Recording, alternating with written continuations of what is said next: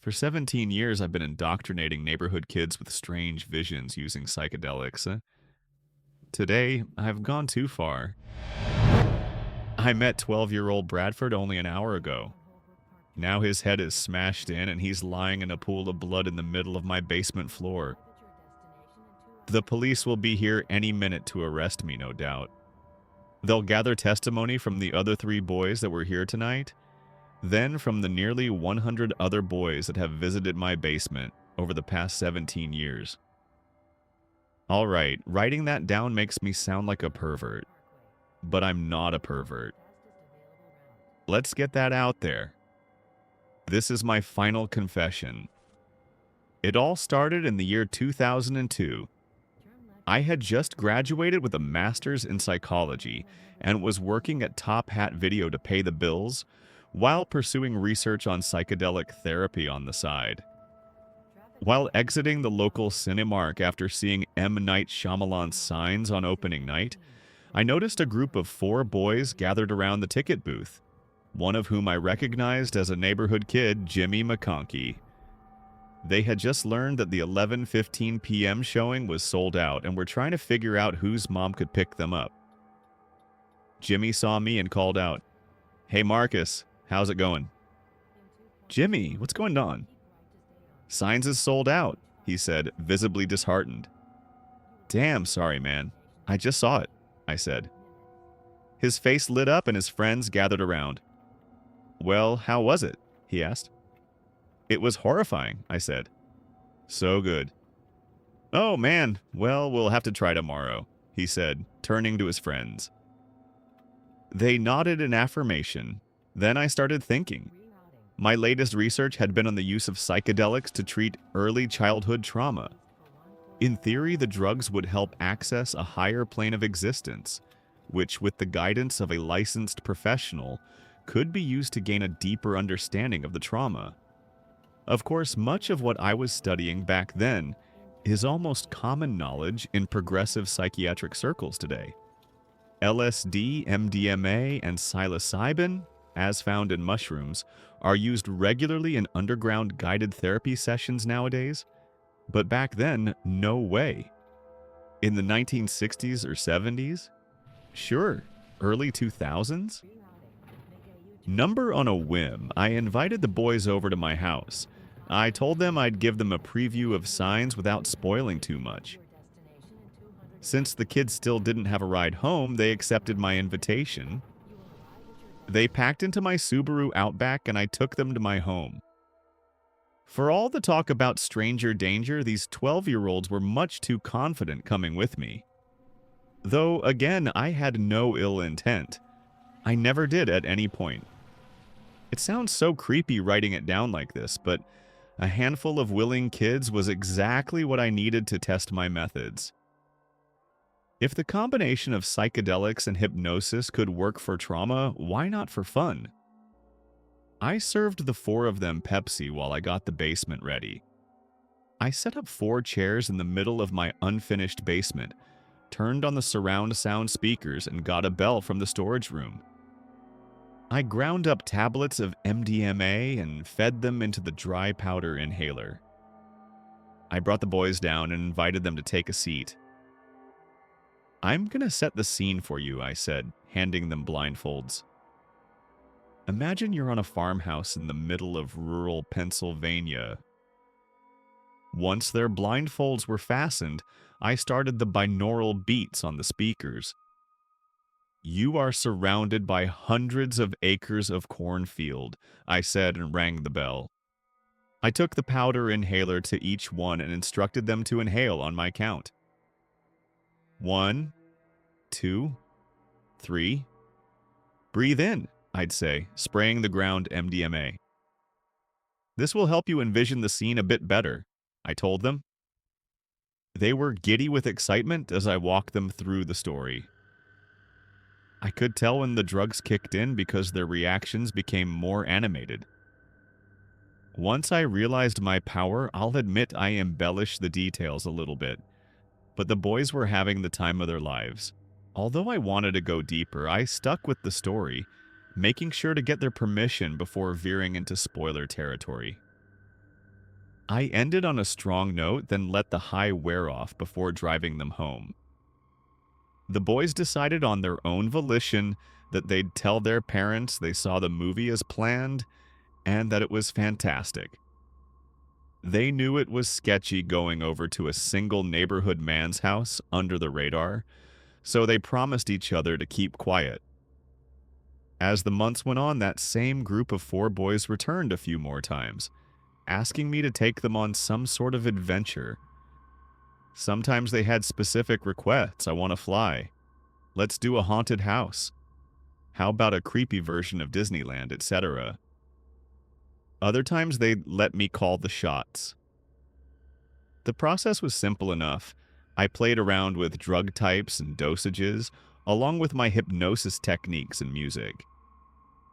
Eventually, I had formulas for every type of occasion. As that group of 4 boys got older, they brought their younger brothers and other neighborhood kids as a kind of sacred rite of passage. In 2007, Jimmy graduated high school. He went on to other things, and I stayed in the same place, continuing my research. Eventually, I got a job teaching Psychology 101 at the community college. By that time, I had myself a group of about 8 regulars aged 12 to 15 that would come over about once a month and allow me to take them on whatever adventure they or I wanted. Again, not a pervert. After applying blindfolds, dimming the lights, putting on music, and giving each of them a couple inhales of my special powder, I told them to imagine various scenarios. I'd give only a basic level of detail and allow their drug-infused brains to fill in the gaps. I'll admit I pushed the boundaries sometimes to see what kind of reaction I'd get. It was around the year 2015 when I made my first real breakthrough. I had a group of 6 boys, I think. After the regular setup, I decided to do something a little different. To the best of my recollection, here's how the session went. I want you to imagine you've arrived at an abandoned mansion in the middle of the desert. It's the biggest house you've ever seen. Very dark, very creepy. You open the rusty gate that guards the property and walk through, kicking your feet through piles of moldy leaves. You slip past what remains of the front door and walk in on a grand entrance. Double staircases, a giant crystal chandelier, granite floors. It smells of mildew and dust, like it hasn't been touched in years. Cobwebs cake seemingly every corner. As you step in and take in the utter beauty of this masterpiece of a mansion, you hear something, the faint lull of a cello. Intrigued, you follow the sound, taking you down long, winding corridors to a 2-story library. The shelves are stocked with books, but they are dusty and rotted, much like everything else in the house. The faded sun makes its way through the large stained glass windows, giving off glares of all colors. In the center of the room is a beautiful woman. She is the composite of every beautiful woman you have ever seen. Each of the boys shifted, smiles creeping on their faces. I couldn't help but smile too. That beautiful woman is the one who's playing the cello. She plays with such fervent passion.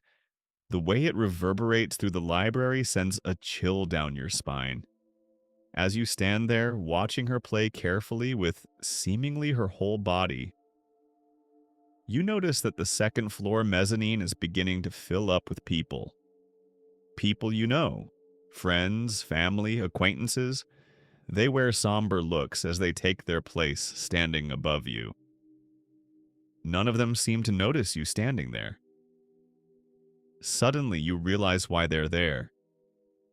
Off to the side behind the cellist is an open casket. Your heart sinks as you begin to understand the situation you have walked into. You cautiously approach the mahogany casket as the cello croons in the background. You lean forward to get a closer look at the body. There, with taut white flesh, closed eyes, and caked in makeup, is your dead body. One of the boys yelped and fell out of his chair. The others snapped out of hypnosis, ripping the blindfolds off. A couple of them had tears streaming down their faces. I turned off the music and nervously watched them compose themselves in silence. There were so many emotions in the room, I couldn't get a good read on the boys. Eventually, once things relaxed a bit, one of the boys approached me. "I'm gonna go home," he said. "Okay, do you need a ride? Are you okay?" I asked. I'll be fine. He paused for a moment, holding back tears. "I've been an asshole to my little brother lately. Now I'm worried that I'll die or he'll die before I have a chance to make things right. I don't want things to end like this. I want him to know." He looked around to the other guys and saw that their emotions seemed to match his own. "I want him to know I love him." He walked upstairs out the front door, never to be seen again. A few of the other boys expressed something similar. That there were a few people in their lives that they had been jerks to, that they had lied to, that they hadn't been nice to. They wanted to make things right. For the first time since I had begun this endeavor, I felt good about myself. It was the first time I had dared do anything meaningful with the therapy, and it seemed to be effective. These boys' lives were changed for good because of this simple session. Fast forward a few years, and I have had almost 100 different boys come to do guided psychedelic therapy sessions with me. They all understood the gravity of keeping it on the down low, a point that tended to be baked into the initial invitation. Tonight, however, I took things too far. Rather than using the therapy as a method to help the boys explore themselves, I attempted to use it as a method to learn the secrets of the universe.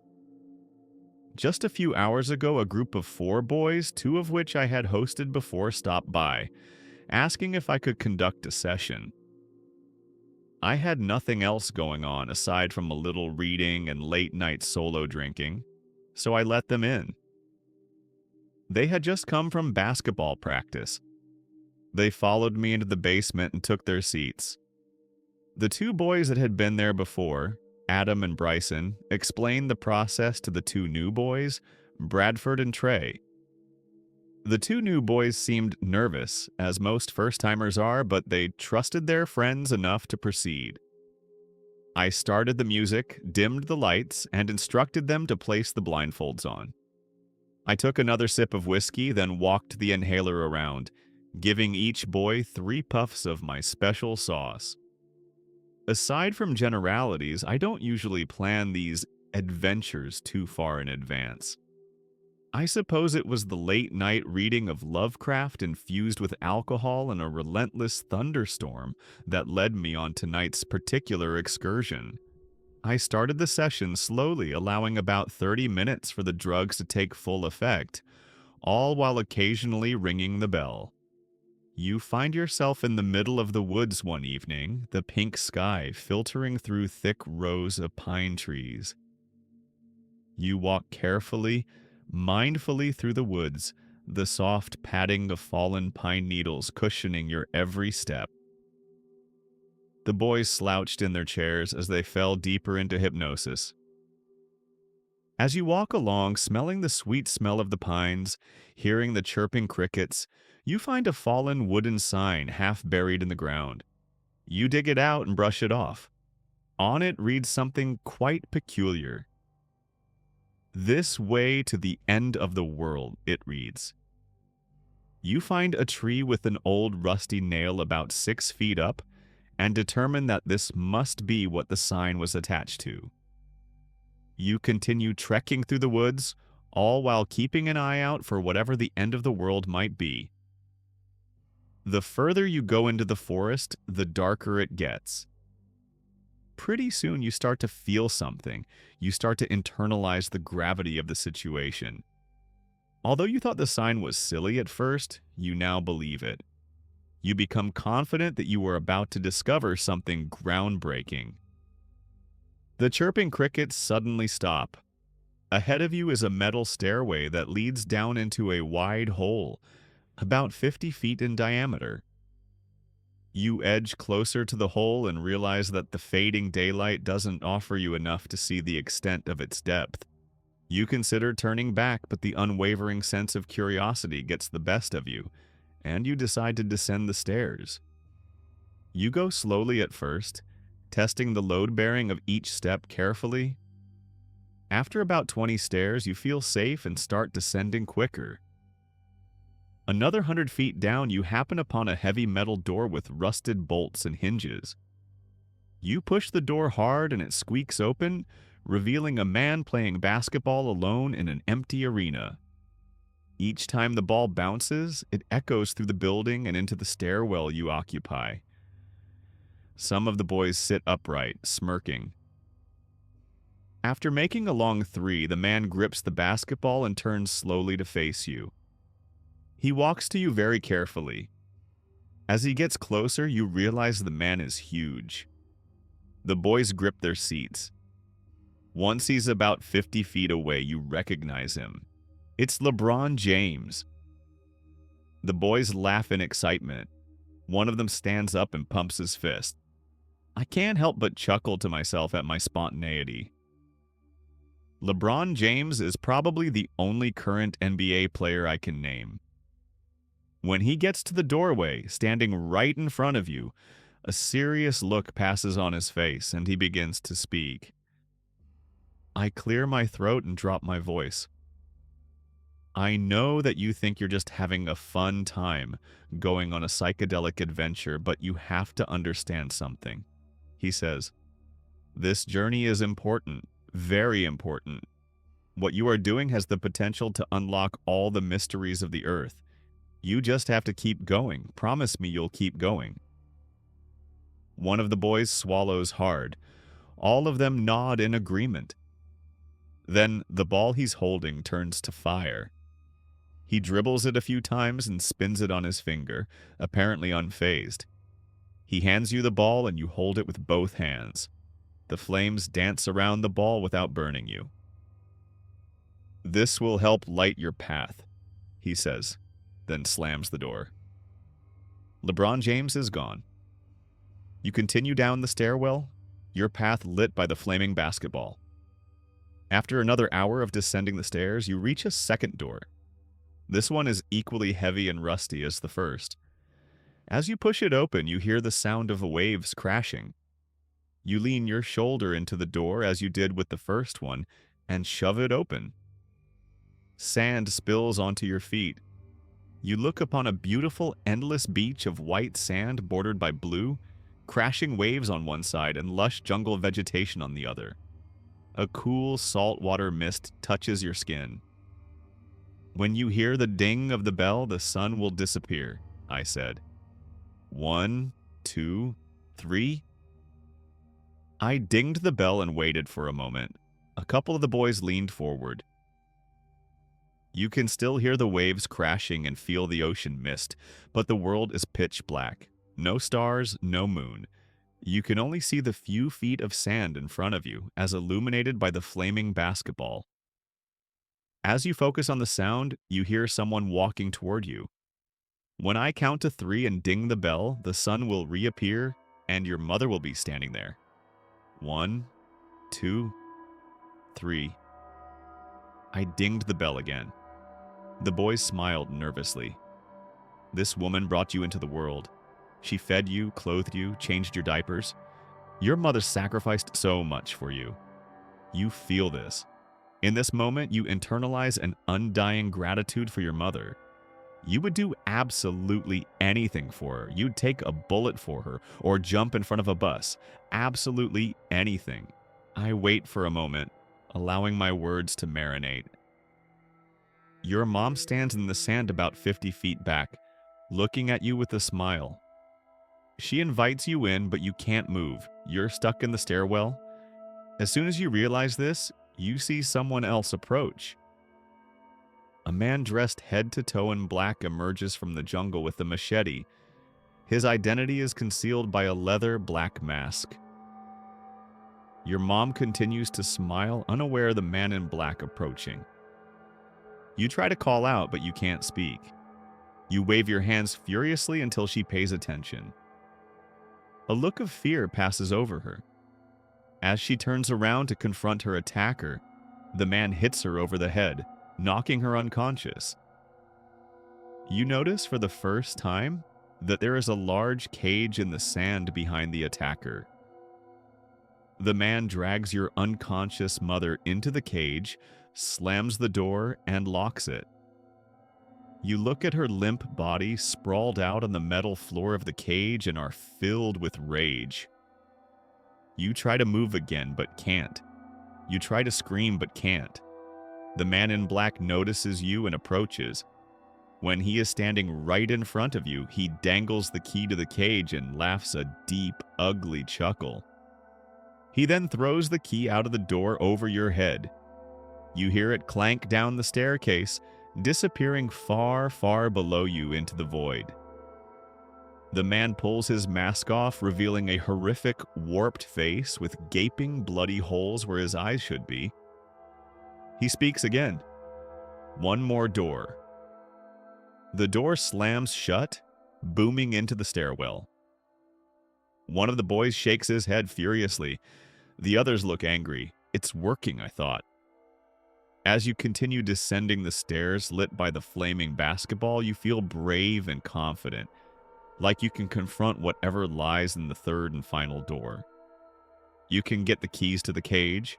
You can save your mother, and you can find the secrets to the end of the world.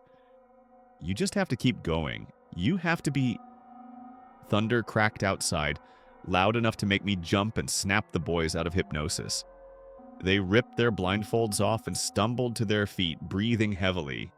"Oh my God, that was intense," Adam said.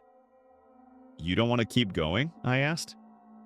"Man, that was enough for one night. Great trip, though. I loved meeting LeBron James. That felt so real." "Didn't that feel real?" Trey said to the others. They nodded in agreement. "Damn lightning woke you guys up," I said. "Well, thanks for having us over, Mr. Marcus," Bryson said, picking up his hat. As they started up the stairs, I noticed that not all of them snapped out of the hypnosis. Bradford sat still, blindfold on, still gripping his chair. "Should I wake him?" I asked the others. This was Bradford's first session, and I didn't want him to freak out when he awoke. "You guys go ahead. I'll wait for Bradford to wake up," Adam said. Bryson and Trey disappeared a couple minutes later after making plans with Adam to meet up at Bradford's house when... Adam then took a seat in the corner, excited to watch the session with Bradford proceed. You continue descending the stairs, a blast of cool air blowing past you, I said. Bradford visibly shivered. "What's your strategy?" Adam whispered to me. I turned the music up, allowing Bradford a few minutes to descend the stairs. I walked over to Adam. The key is to get each of the patients in touch with as many emotions and feelings as possible. Happy, sad, afraid, amused, etc. Then I try to create sensory experiences, exposing them to heat, cold, smells, tastes, etc.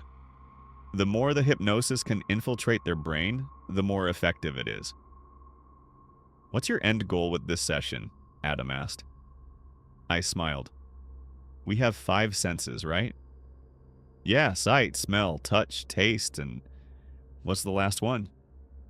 "Hearing," I answered. He nodded. "But a lot of our brain is unused, right?" I posed. "Yeah. So what if we can experience other senses but don't know how to activate them?" I asked. "Like in the same sense that birds or whales know how and when to migrate. Or how any number of animals and insects can locate food or water in almost any scenario. They have these intuitions that we don't quite understand." "And you think these sessions can activate those extra senses?" "I don't know if it's possible to activate them in the real world necessarily, but I do believe that we can activate them within the hypnosis." What kind of senses? I took another sip of my whiskey. It's still a theory, but I think we can tune our inner antenna, so to speak, to understand the secrets of the universe. Like what?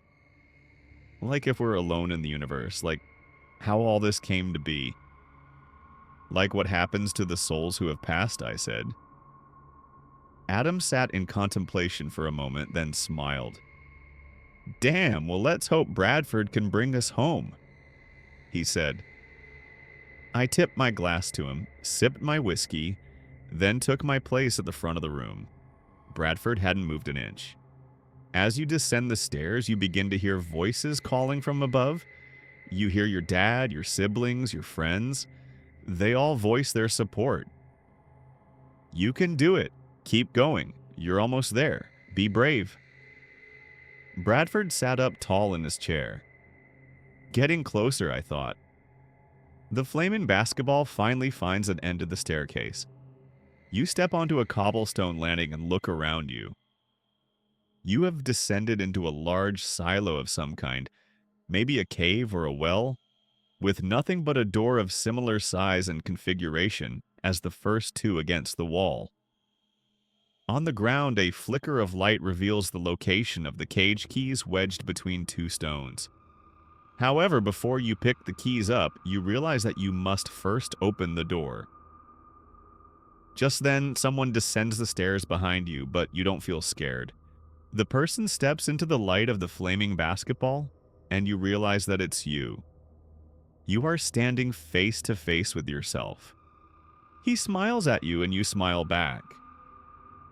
Bradford smiled, and I looked to Adam. He gave me a thumbs up. The other you puts his hand on your shoulder and looks into your eyes. He's almost like a more self-assured version of yourself. He's fearless. He's brave. He's a hero. You must understand, he says. You have been endowed for this mission. You were chosen long ago for this mission. Behind this door lies a cloud of knowledge. When you open the door and step inside, you will be immersed in this cloud. You will be met with a deep understanding of the mysteries of the universe. You will see the origins of creation. You will understand the immensity of all that exists. You will know these things and understand them in a way that will allow you to communicate your findings to others in the real world. I took a deep breath and looked over to Adam again for approval. He nodded, a look of utter anticipation on his face. Do it, he mouthed. The other you stands aside and disappears, leaving nothing between you and the door. You understand what you must do.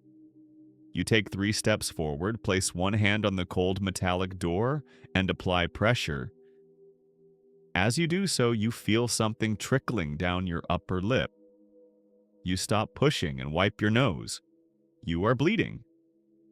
Adam and I watched Bradford carefully for about 15 seconds before he gently wiped his nose. He motioned his head to look down at his hand and opened his mouth in surprise. There was blood, actual blood, on his hands. Holy shit, Adam whispered to me. Frankly, I was more shocked than he was. Bradford was my first completely immersed patient. He was in my complete control. This was not an empowering thought, mind you. It was a horrifying one. I briefly considered pulling the plug on the whole thing right then, guiding him away from the door and back up the staircase to the real world, but I didn't. Goddamn Lovecraft. I swallowed hard and held my bell steady. Now I'm going to count to 3 and ring the bell. When you hear the bell, you will push open the door and become immersed in the cloud. After a few moments in the cloud, I will ring the bell, and you will exit the cloud and close the door behind you. I repeated the instructions, then took a deep breath. Here we go, I mouthed to Adam. He nodded. 1, 2, 3, I said, then dinged the bell. Bradford jolted, flailing his arms and grunting. His chair rocked violently. I instructed Adam to steady it so he didn't tumble off. How responsible of me. The jolting stopped after a minute and Bradford sat still. Both his nostrils were bleeding now. Now, when I ring the bell again, you will exit the room and close the door behind you. 1, 2. Bradford stood up abruptly, sending the chair and Adam sprawling onto the floor behind him. He ripped his blindfold off and looked around frantically like a trapped animal. "Bradford, it's all okay," I said, but I knew it wasn't.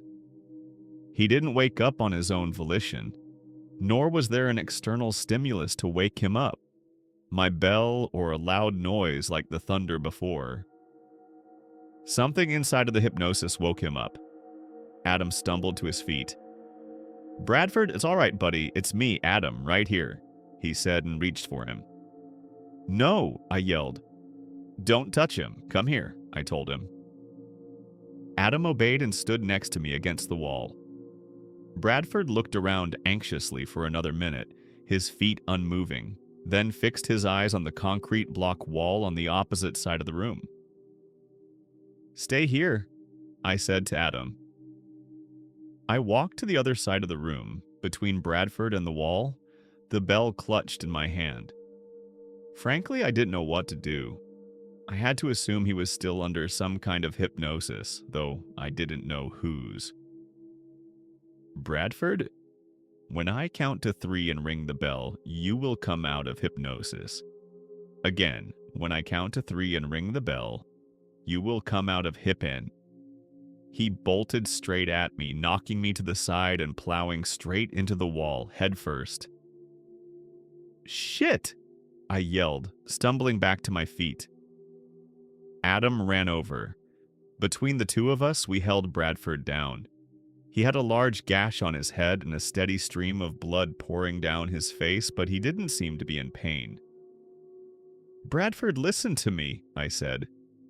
He turned his head toward me, revealing jittering pupils as if there was an earthquake behind those eyes. Adam was crying. His phone buzzed across the room, diverting our attention for a moment. "Do we call the cops?" he asked. "Yes, call 911, I said, trying incoherently to piece together a story in my head. "Please, Bradford, breathe with me," I said. He again eyed the block wall and ran at it with full force, his skull crunching on impact. Blood spattered on the wall and the floor. He fell onto the ground with a hollow thud. Adam screamed.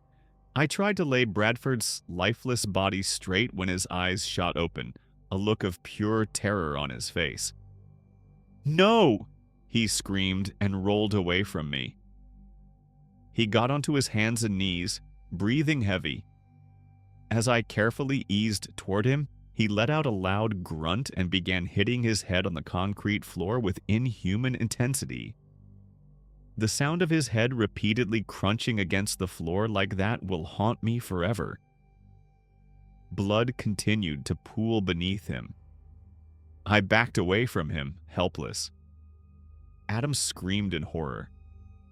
After 5 or 6 hard hits, Bradford finally collapsed onto the ground, splashing in his own blood. Tears were streaming down my face. Adam was sobbing uncontrollably. A few moments passed in bone-chilling silence. "Did you call anyone?" I asked with a shaky voice. Adam stared unblinking at Bradford's mangled head resting on the ground. "Adam?" He snapped out of it. No, he said, swiping through his phone. "Okay, the story. Our story." I started. Then Adam's eyes grew wide. "What?" I asked. "The others. Trey and Bryson," Adam said, staring at his phone with his hand covering his mouth. "What is it?" I asked. "When they got to Bradford's house, they found Bradford's mom on the kitchen floor," he said and looked up at me. "She's dead."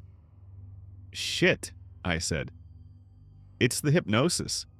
"It has to be," Adam said. "No, that's impossible. The hypnosis can't control someone who isn't under hypnosis," I said nervously. "It can't be related. No way." "You said that the goal is to tap into other senses, right? To activate other parts of the brain?" Adam said. Well, yeah, that's a theory, but either way, how would that kill Bradford's mom? I don't know. The only thing I can think of is that clearly Bradford was all in. I mean, you hypnotized him into a bloody nose, didn't you? Maybe when you put our moms in a cage on the beach. I don't know, he said and slipped his phone into his pocket. Which, oh shit, I need to check on my mom, he said, and darted up the basement stairs. Now I sit here in my cold, mildewy basement with this dead boy's body, penning my final haunting confession.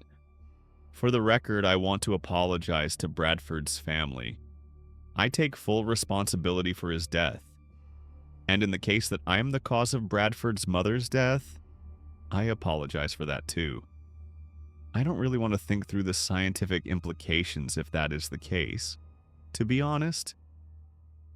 All I know is that whether I spend my days as a free man or behind bars, I don't know that I'll ever be able to sleep again wondering what Bradford saw when he opened that door and stepped into the cloud. Something he saw drove him to this madness. That much is clear. I hear the police sirens outside now. One last note to the psychiatric community, or those who may be looking to build upon my research. Some things are better left